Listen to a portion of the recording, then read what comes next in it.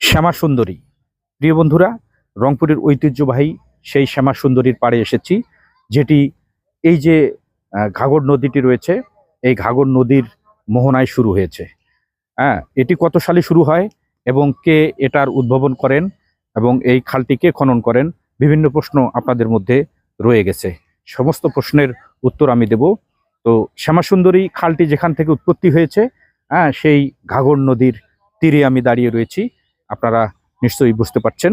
তো শ্যামা সুন্দরী সম্পর্কে আমি বিস্তারিত বলছি, চলুন আর একটু ভিতরে যাওয়া যাক। দর্শক, এই সেই শ্যামা সুন্দরী খালটি 1890 সালে জনকি বল্লভ সেন এটি খনন করেন।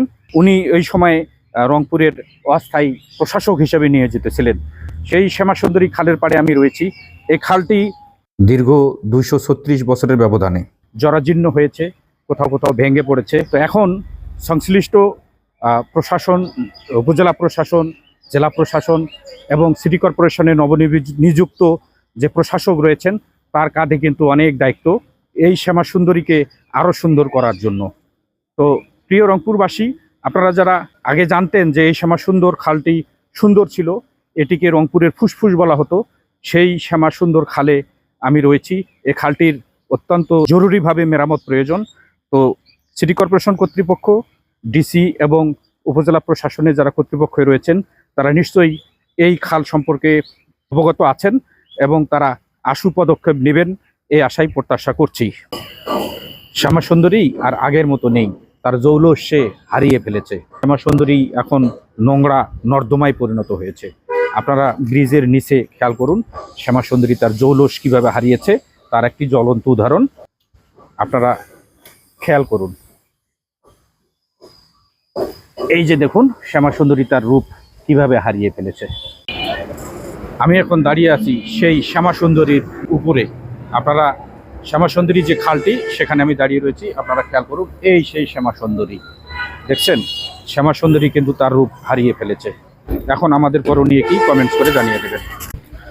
দর্শক, এই শ্যামা সুন্দরী খালটি 1890 সালে জনকি সেন বল্লভ এটির উদ্ভাবন করেন এবং এই খালটি ওই যে ঘাগর নদীর মোহনা থেকে শুরু হয়ে সুদীর্ঘ 16 কিলোমিটার এই খালের দৈর্ঘ্য।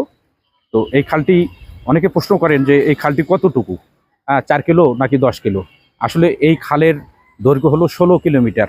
এটি এই কালের বিবর্তনে যারা অসাধু লোক রয়েছে, তারা এটিকে অনেক জায়গায় দখল করে নিয়েছে। কোথাও চিকন হয়েছে, আবার কোথাও ভেঙে গেছে। তো এই খালটির আশু সংস্কার প্রয়োজন। তো বর্তমান যারা জেলা প্রশাসন, উপজেলা প্রশাসন এবং সিটি কর্পোরেশনে প্রশাসক হিসাবে নিয়োজিত রয়েছেন, তাদের দায়িত্ব অনেক বেড়ে গেছে। অর্থাৎ এই খালটি বর্ষা মৌসুম আসার আগেই রিপেয়ার করা প্রয়োজন, খনন করা প্রয়োজন, বিনির্মাণ করা প্রয়োজন। তো রংপুরবাসী, আমার সাথে যদি আপনারা সবাই একমত হন, তাহলে এই শ্যামা সুন্দরী খাল সম্পর্কে মন্তব্য করবেন, বেশি বেশি কমেন্টস করে সবাইকে দেখার সুযোগ করে দেবেন, যেন কর্তৃপক্ষের নজরে আসে। তো এই খালটির জৌলস ফিরিয়ে আনতে হলে এটিকে সংস্কার ছাড়া বিকল্প কোনো চিন্তাভাবনা করা যায় না। রংপুরবাসীর প্রাণের দাবি।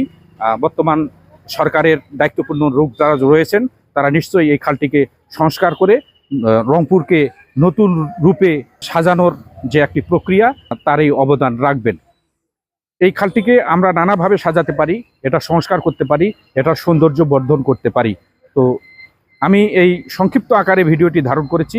ভালো লাগলে অবশ্যই শেয়ার করে পাশে থাকবেন। সবাই ভালো থাকবেন। আল্লাহ হাফেজ।